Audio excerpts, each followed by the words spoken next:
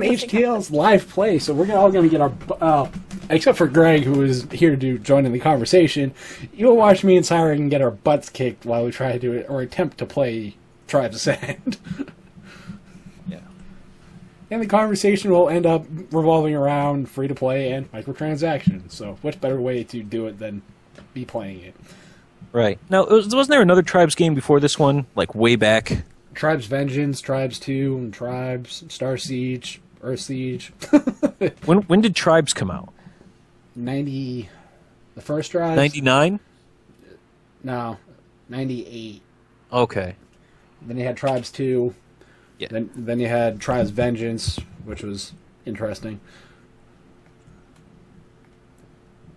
When I'm pressing enter the thing, I'm getting like a gunshot sound and nothing else. I think I've broken it.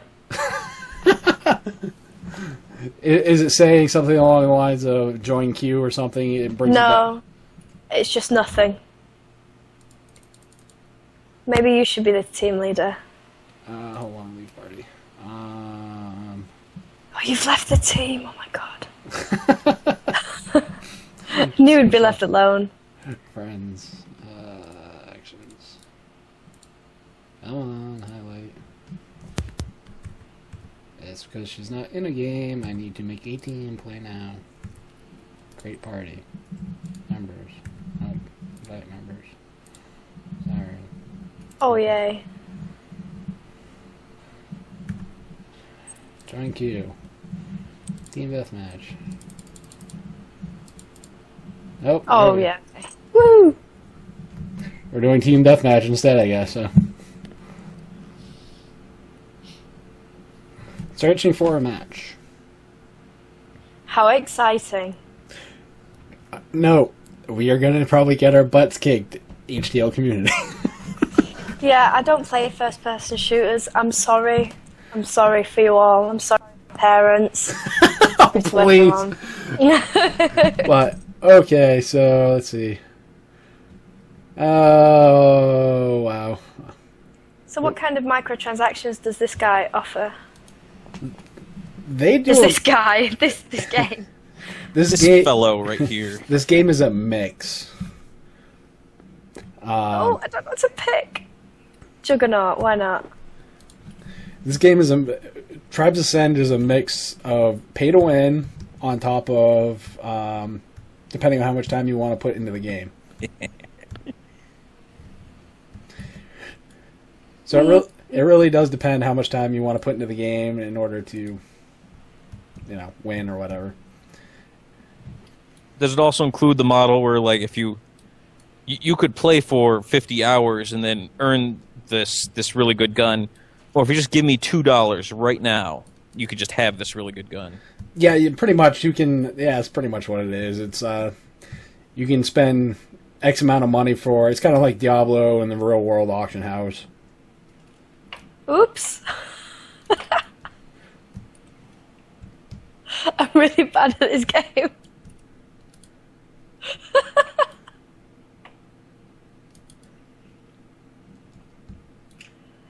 I think game-changing microtransactions are available in this one, right? Whoops. Oh, I fell down a hole. Yes and no. I believe that may have been the first time those two consecutive sentences have ever been said. This is history. I just don't know what else to say to it. Because, I mean, on the front page, I was having a look at what you can buy, and you can buy skins and new characters and whatnot.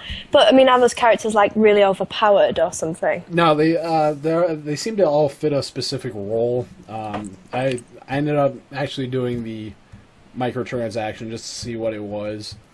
I've messed around with some of them, and the class selection stuff is just that it changes some weapon selections, and it's just different gameplay models from what I've seen. Right. Any of them game breaking at all? Like, is there like a very clear advantage where it's like, oh, well, you can get the stealth guy and he's free, and you can get like the warrior, he's free, or you could buy this guy who doesn't take any damage from bullets and he's $3? Not that I've seen right off. Like I said, I've played this before, but when this was in beta, so this is some of it's changed since then. Yeah, that's I hear in a lot of Asian free-to-play games that's actually a pretty commonplace thing. Yeah, the Korean not so much here, but yeah, the Korean MMOs seem to be the more specific ones that deal with the pay-to-win models, which personally I friggin' detest.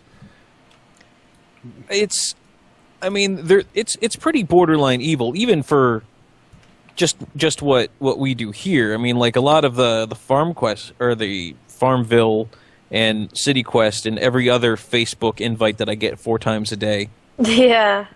Those things survive not on the guy who every now and then spends $2 for an extra cow, but they survive on the person who spends $150 a month because they want the nicest farm than their friends.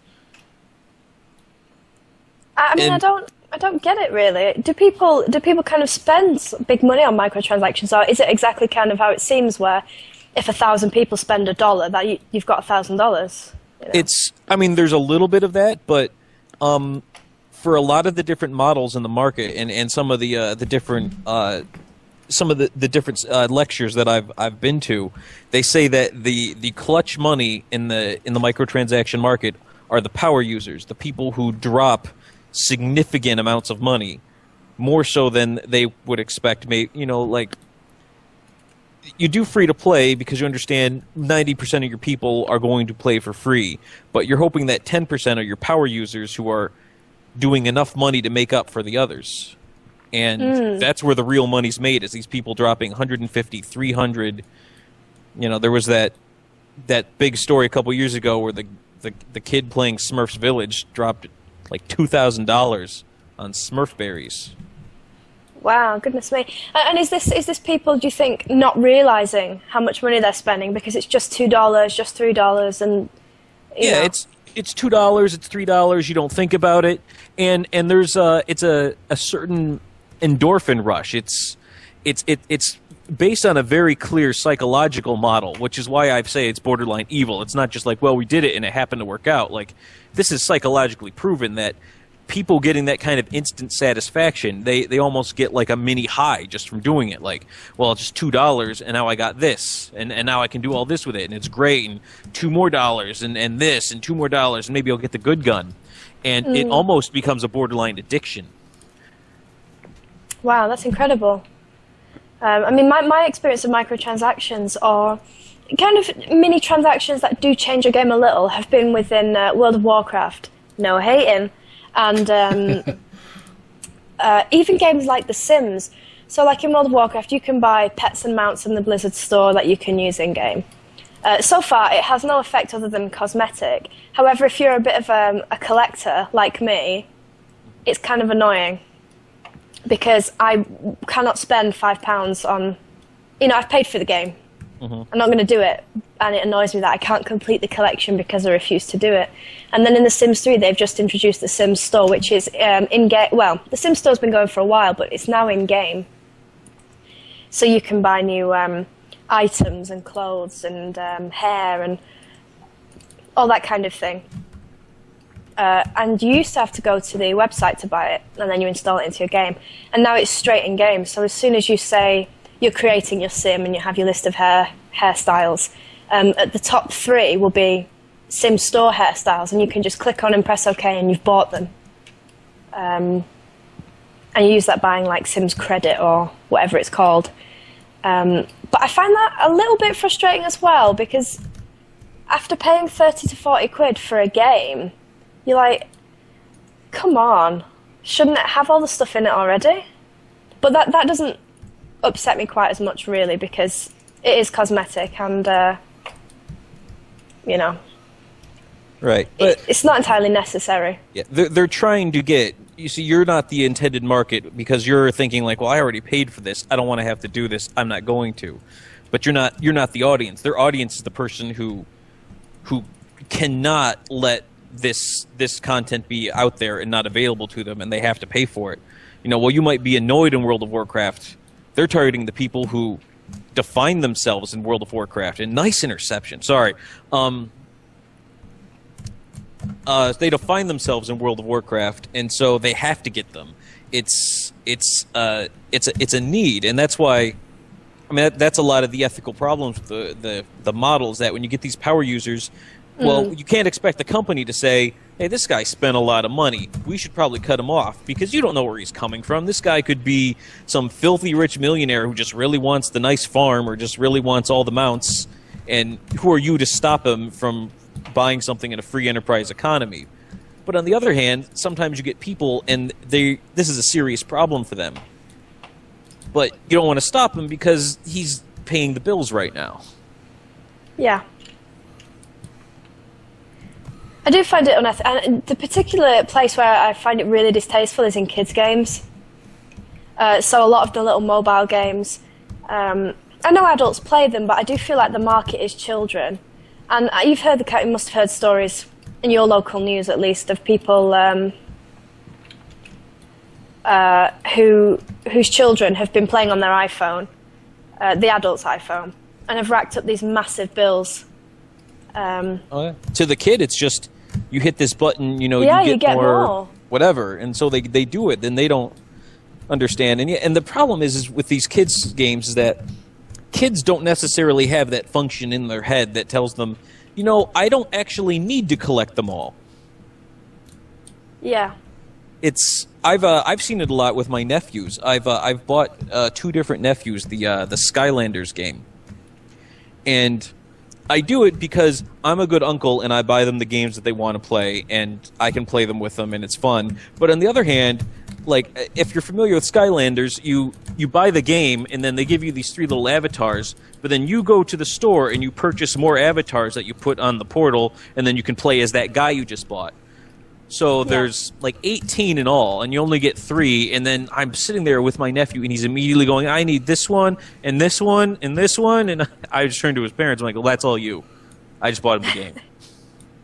But, when he's that young, he's 6 years old, he doesn't quite have that maturity to look at it and go like, well, you know what, I can just play this game as Spyro. I'm okay with the fun of it. To him, he's just like, I have to get them all. The box says right there, collect them all. Yeah. Yeah.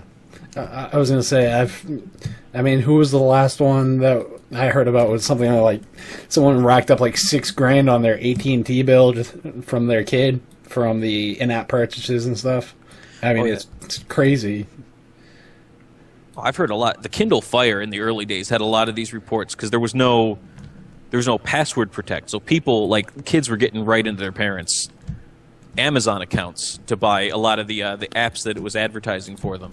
Oh yeah, then you get the one-click buys or whatever. And yeah, and you get all of a sudden a lot of one-click buys, and the kids bought music and like 10 games. But you target the kid, and it seems like a good idea because the kid's going to bug their parent, and the parent's going to want to give it to the kid, and it's only $2, it's only $3, but if I look on the online news right now, I will find a story about that happening within the last 30 days. I guarantee it. And transactions are violent. Most cases, you're not going to get that money back. Yeah. And Syrin and I are getting our ass kicked in this game badly. It's also really upsetting because I keep getting killed by someone called Poof Fancy Pants. And I'm just like, oh, come on. Well, at least they're trying to have fun with their username.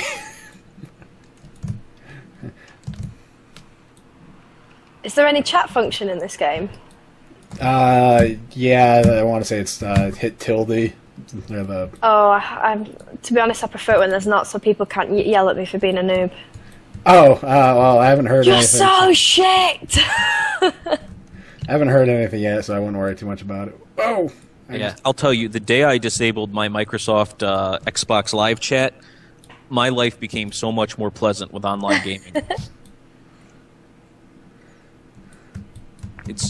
I find that I have not missed a single thing that I really think I wish I would have heard somebody say.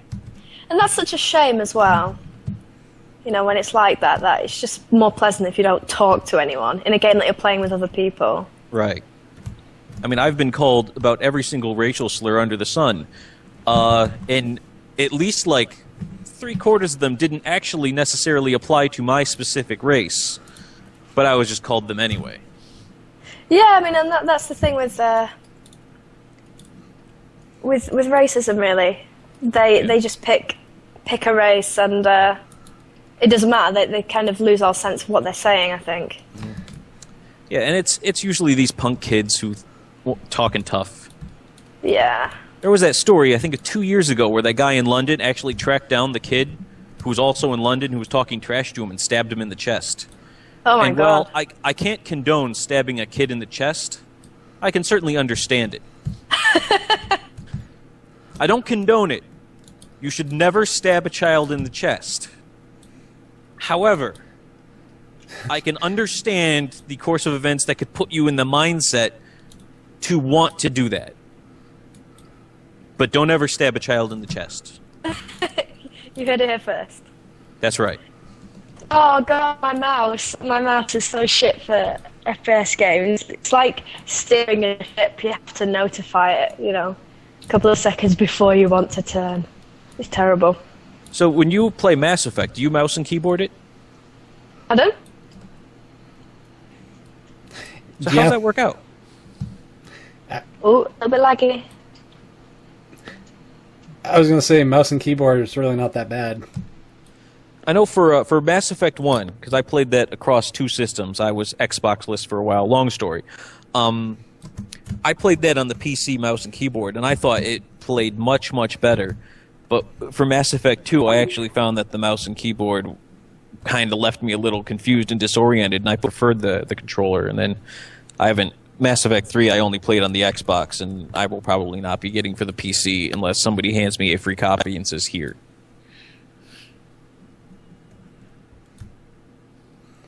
And I think we lost Syrin. Oh. Well, that's a shame. So now it's just us. Yeah, for the time being. Till she comes back.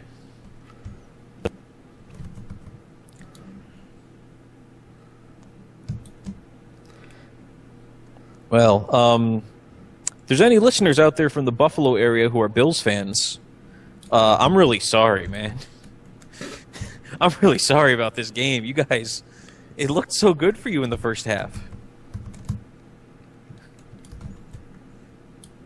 I DVR'd it because I took my dog to get groomed again, and when I left, the Bills were just killing the Pats. It wasn't even pretty, and I come back, and now I'm watching the second half DVR'd, and it's the Pats are playing like they're trying to prove something. Like the Bills did something to their sister, and they're not happy about it. Like it's awful. Oh. Just got a feel for all these people at the game at Buffalo. Oh boy, we're gonna see them. Oh, they're gonna beat the Pats, and they're all mad at Tom Brady for all that stuff he said last year, and then they got to see this.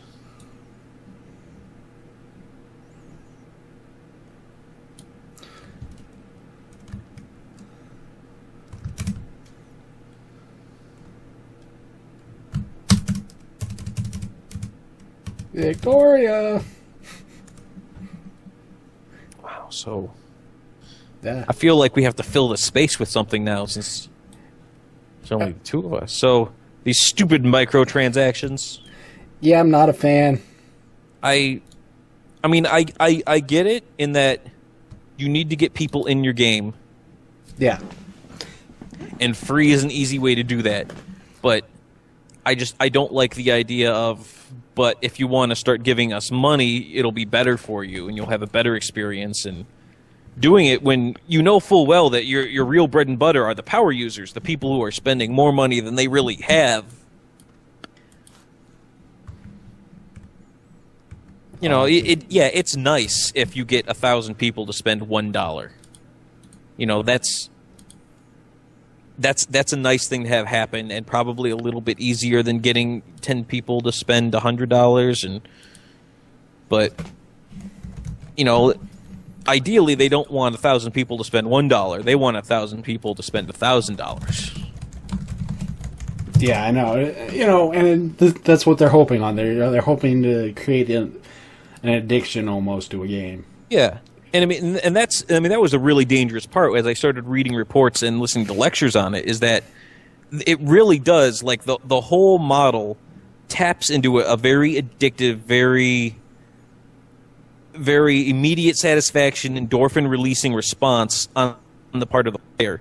And there are those people who will be very easily sucked into it and will spend more money than they possibly can. And it becomes a full-blown addiction, and it gets sick to the... I mean, it's the same kind of addiction which, leads to people dying in an internet cafe somewhere because they forgot that they're supposed to eat and drink water. I mean, it's the same kind of addiction that there was a couple years ago, and this was an awful, awful story. A mother actually, she killed her child because it was screaming while she was trying to play Farmville. And so she like beat it and shook it to death, and then just went back to playing Farmville. Are we talking about a child? Sorry, Yes. I got disconnected. Yeah, no, we were just talking about sort of the dangerous addictive behaviors that they're actually trying to tap into with this market, and it's not, they're not being very altruistic about it. Like the people who develop these games very much know that this is the kind of behavior that it entices, but you still kind of want to get people playing your game. But I was just telling a story about the lady in Farmville who killed her daughter because she interrupted her game because she was just that addicted to the game that she didn't want any interruption. Isn't that more to do with kind of addictive things in general, really? I mean, wouldn't necessarily blame Farmville right. on microtransactions. I cannot blame the game for that because there are millions and millions of people who don't murder because they're playing Farmville. But I'm saying like that sort of reaction, not to that extent, but that sort of reaction and addiction is what microtransactions are trying to. They're trying to touch on that. Not to that extent. Obviously, Farmville does not want that to happen, but they want people to show a milder but still the same type of loyalty and dedication to the game. Yeah, I mean, I think... oh, gosh, I had something to say, and then I got something in my eye, and it entirely distracted me. Yeah, I do agree that it's not a... I think they probably look at it as saying, well, the game is very cheap, say it's either free or only $5, and you can play the game and it's just your choice if you want to expand your game with more. So I think they put it across in the way that you can get a game for $5 and you might be perfectly happy with it. And perhaps some people pay $40 for a game and they didn't want half those features and they would have much rather had a cheaper game. And I think that's the way microtransactional games are sold. But I don't think it's true at all because, like you say, people can't help themselves. They want it all. They want everything. And I think those that don't are probably like me and won't play the game. And I don't play games that require microtransactions because I find that they're shit without the stuff that you get. It's never a big fulfilling experience if you don't pay something. I was going to say, even playing this, even though you can unlock everything, like for example with Tribes Ascend, you can unlock everything. Granted, you have to make this your only game for quite a long time. And, it's that kind of stuff. It's like, people get annoyed with it, so they're just like, oh, screw it, I'll pay it. And, just to unlock everything or whatever. And then you pay it, you get that immediate response, it releases the endorphins, and it creates the addiction. And then you have to play it more because you've just invested more money into it. Yep. I wonder what the statistics would be within companies that make a lot of use of microtransactions and how they kind of, not necessarily justify it, but what their business model looks like and what they would say about their games, Because you're obviously not going to say it's like a massive, thrilling gameplay experience because they're not. They're terrible. Like I've played a few, and I've played, like for instance, browser games. I can't remember the one I most recently played, and it was actually quite good. Had a bit of an Age of Empires feel to it, but I was like, you either had to wait a really long time, or like daily for things to happen, or you could pay to make the turn change. And I was like, I don't want to do this. I've got an hour to play now. I don't have, half an hour every single day. And I think they bank on that, and I don't think it's entirely fair. Not that I'm saying you should have to put in absolutely tons of your time to be able to experience a game fully. I mean, I think World of Warcraft had that going for it a couple of years ago, where in order to really experience the game, you had to have so much time. And as a student, I did, so it was great. But now I don't have the time. They've been putting in a lot of things that casual players can do, and they can still make some mark of achievement and explore the game and do things without having to, say, raid for 5 hours 3 times a week. And I think microtransactional games are kind of bouncing off that same, I don't have 5 hours, I've got 20 minutes kind of market. Where you're happy just to spend a few dollars to play your game for 20 minutes. But if you do that every day, I mean, goodness me, that's going to be a lot of money.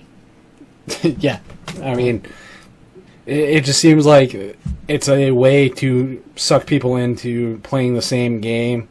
Theoretically, I guess it gives the product longer shelf life, but on the same note, it's also a way of not ever trying anything new either. To me, it almost makes for a sense of complacency among the developers. It would certainly be interesting to hear from a developer of these kinds of games and hear what they have to say about their marketing plan and what they intend. Because I don't know. I mean, in terms of quality, I've never played a kind of free-to-play with microtransactions game that's actually good. Yeah, same here. I mean, even though, I've been a Tribes fan, just as an example, they go with the game we're currently playing. I've been a Tribes fan since it came out, back in '98, and, for me, it's free to play. I'm like, oh, that's cool, but I don't really want to spend a crap ton of money to actually play said game. I want to be able to jump in for half an hour, 20 minutes, kill a bunch of people, and go on my merry way.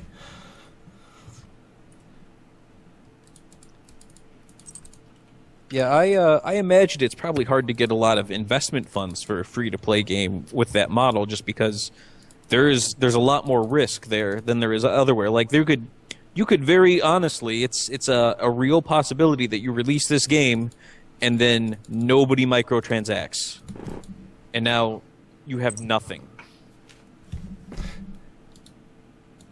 Yeah, because there has been instances where. I just find it interesting where a lot of these older models go to, from the subscription base, $15 a month or whatever they're charging to this free-to-play or microtransaction way of doing things, and somehow they're more profitable. It seems to be the take on it. I don't see it being more profitable. I mean, it's probably more profitable than trying to con people with a subscription that they have absolutely no intention of ever paying. But, if you take a look at the MMOs that shift to free-to-play, they don't do it because they think there's more money to be made there.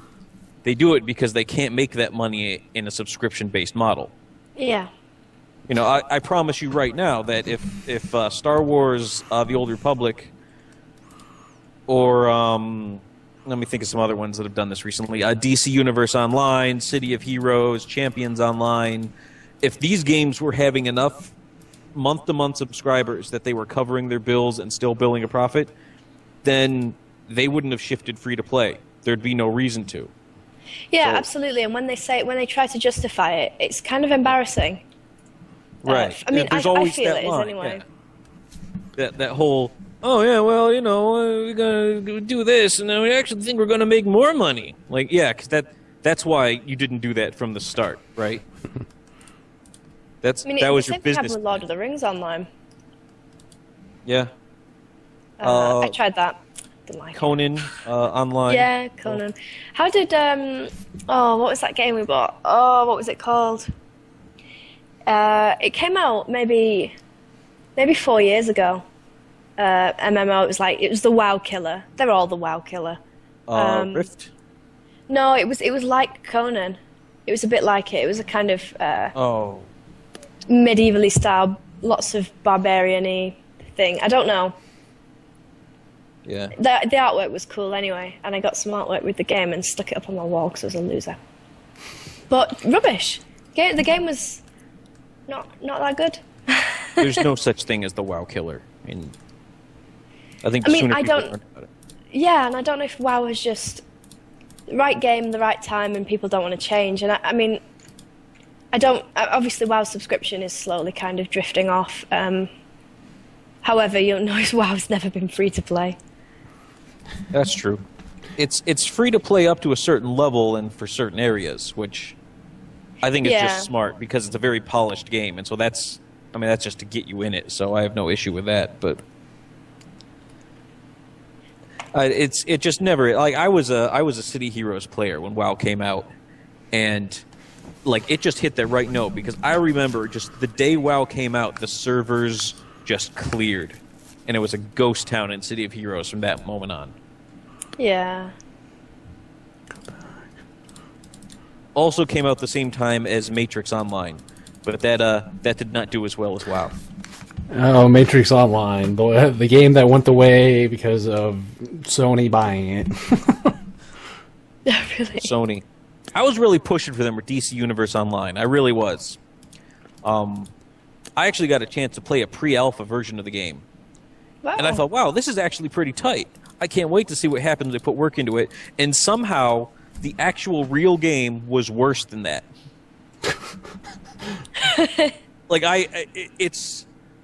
I can't even fathom it. And, wow, nice catch. Anyway, I can't even fathom what happened when they finally present it to me. And I've been following this game for a while. I had played it at cons, and then I actually get the finished product in my hands and playing it. I'm like, what did they do?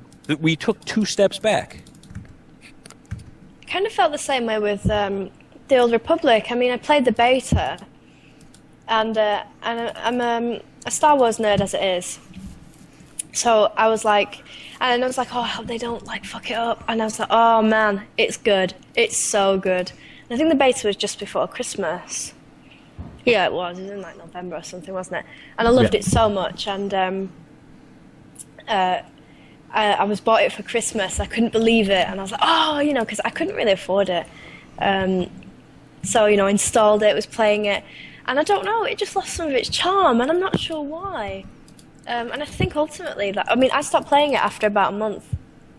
I didn't even get to level 30. I was like, I don't like this game. And it was too much of a single-player game, which is what BioWare are good at, single-player games. And it was great, and I was enjoying the story and everything, but it just didn't feel like it had any point as an MMO. It was like a single-player game with some weird multiplayer elements. The world was too big for a start. The cities were far too big. But yeah, that was the thing. It was just too single-playery, and sort of along the microtransaction-y feel. I felt like this game costs sort of £40, however much they cost when they come out, and I still have to pay £9 a month to play it, and I don't see the point. Yeah, I was gonna. I stopped. I play Tor still, so, and it's they're like, oh, we're gonna go to this the free to play model, and it's just so okay, I can wait for my subscription to cancel out and just go free to play and enjoy the aspect of the game that I do enjoy. Yeah, exactly. I felt bad about it. I really felt sorry for the Old Republic because it looks good, and there's quite a lot of nice touches in it. But it just didn't work for me as an MMO, and it was just such a shame. Such a shame. Yeah, it's a very risky market. I've told this story to Matt before, but when 38 Studios made their move from Massachusetts to Providence, they started hiring, and I was right about that time. I was actually sort of shopping around new jobs. And so I was very tempted to apply. I actually had some experience in some of the areas where they were looking for workers, and I was like, well, I get to work at 38 Studios, I get to work at video games I've always wanted to do, and I get to work for Kurt friggin' Schilling, which would have been awesome. And so I decided, like, well, let's see what they're making. And I saw it was an MMO, and I said to my wife, I said, I can't do this. I love Kurt Schilling, but this thing's going to fail, and I'm going to lose my job in 2 years. And when I said 2 years, I thought I was being a little overly dramatic. But, yeah, roughly 2 years later, Yeah, it all went down the window. Yeah, history is out now, and just read an article yesterday that everything that's left is going up for auction in next month, I think. Oh wow! I think I read the. I think it was that studio that they didn't tell anyone, did they? That they were going under, and so people were surprised. They surprised their workers with it. They thought they had another financial backer.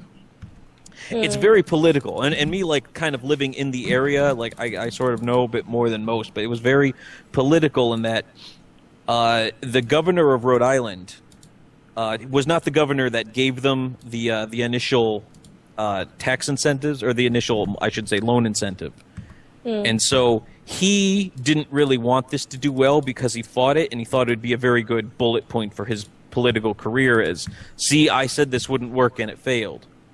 Wow. So he started really working against them and didn't work with the company at all. And while they thought they had some backers lined up, he started actually going to the press and saying 38 Studios is not doing well financially. And obviously when the governor of Rhode Island is saying we think it's going down, investors aren't going to invest anymore, and they backed out.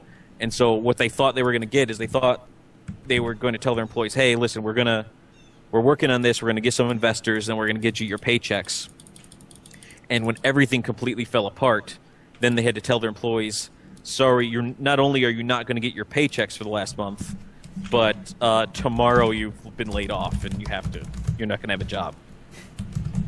I read some the stories of the employees, and and it was quite heart-wrenching, really. It was just but they were. I don't want to say anything bad about the employees because I don't know any of them, and it's not bad about them. But they were overpaid just because. Like the reason why I was very attracted to the job is because the pay was very, very good, and they were probably paid more than your average video game developer in order to try to attract some of the talent that they did. And so part of it was these guys were so overpaid that it affected the company as far as how much money they were spending for development that they perhaps couldn't have afforded. And that's by no means the fault of the individual who's getting the salary. He's supposed to turn back and like, no, Mr. Schilling, you will pay me 2/3 of that. I don't want all that money. Yeah, no kidding. I mean, that's way too much money for my job. Well, and the thing wasn't the next game that they were working on actually supposed to be a free-to-play MMO? Yes, the next game was called Copernicus, and it was going to be a free-to-play MMO. That was the actual project that he wanted to work on when he founded 38 Studios. Kingdoms of Amalur was when they purchased, I want to say, Big Huge Games. That was a game that they sort of had on the back burner, or in the hopper, or whatever metaphor you like using. And so what they just did is they used some of their artwork assets, but they adapted the game to become in the quote-unquote Amalur universe. Yeah. So the MMO was always the big thing, but the actual Amalur game they released was supposed to be the extreme prequel to their MMO. It was supposed to be set like 10,000 years previous to that. And yeah, it was a lead into, basically. Right. I even think that they were very close to actually getting a deal to have Big Huge Games go to work on Kingdoms of Amalur 2 when the whole thing fell apart. So they were probably within weeks of actually securing the funding for Amalur 2. Which is too bad, because I actually enjoyed, at least, I didn't so much enjoy the story aspect of Kingdoms, but I enjoyed the combat of it. Yeah, the combat was phenomenal. The story was generic medieval fantasy gameplay story number 2, but you can try to throw in all the different fanciness you want about, oh well, it's about this and this is but you name elves any name you want to give them and say that they're brand new. The pointy-eared, eternal, in tune with the tree guys are elves. I don't care what name you want to give them.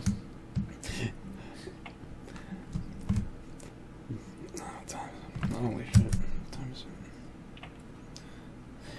And Sarah, I don't even know if you were able to actually get into another game, were you? I'm in another game, but you're not in it. It wouldn't let me actually give the team aspect of it in, so I was like, Oh, it's okay. I'm getting my ass kicked on another map. You see. Same here. I can't, for the life of me, actually kill anybody in this game right now. Holy crap! More explosions. I couldn't kill a guy on like 10% health. I bet they're laughing at me like, oh my god. Don't worry about it. I'm pretty sure they're probably laughing at a lot of people that play this game because it's free to play. Everybody's laughing. Well, this caters very much to the tribes people, the old school people, so. Whoops. But, no, I definitely hear you. So, free to play, good, bad, or indifferent, guys? I say mostly bad. It leads to subpar gameplay, subpar design. It ethically tries to tap into some very, at best, shades of gray with regards to how you want to treat your audience. And it feels a bit manipulative, and in some cases, even to the point where you pay us money and you get to win at the game, or you don't pay us money and you don't get to win at the game. I'd say, at the very best, you're looking at a morally gray area, and more often than not, it's just a subpar experience all around that only cares about your wallet, even more so than your normal video game industry. I agree. I find them that the feeling I get from them is that the games tend to be pretty crap, and I just feel that constantly being harassed for, oh, you can upgrade for $1, you can upgrade for $2. I feel a little harassed by it, and I feel that the games are really money grabbing, and it kind of leaves a bad taste in my mouth. I would really like to hear from people who do like the model though, and kind of hear what redeeming factors people find in microtransactional games. I was going to say, for me, it's the same way. I can't find, personally, I mean, even for a series like Tribes that I love, I can't see me spending any money to really actually do what you can do the way they have it set up already.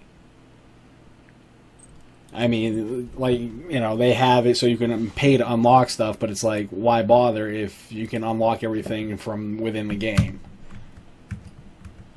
And to me, it's kind of, like Greg said, it's kind of a morally ambiguous gray area, which is not something I enjoy playing, really. Yeah. That's usually not the zone I like to live my life in. No. And, to me, it's just, it's an area where I find it kind of depressing to see where that's where the gaming industry, or a majority of those, seem to think the industry is going. Well, yeah, that's the worrying thing, really, that so many games are now incorporating at least some element of it, even in the kind of big, high-budget games where you do pay a lot for the base game.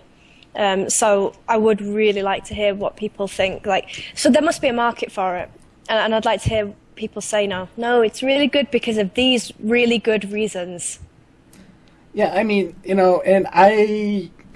on the same note, I can understand what they're saying. It's basically like what they call an open core model.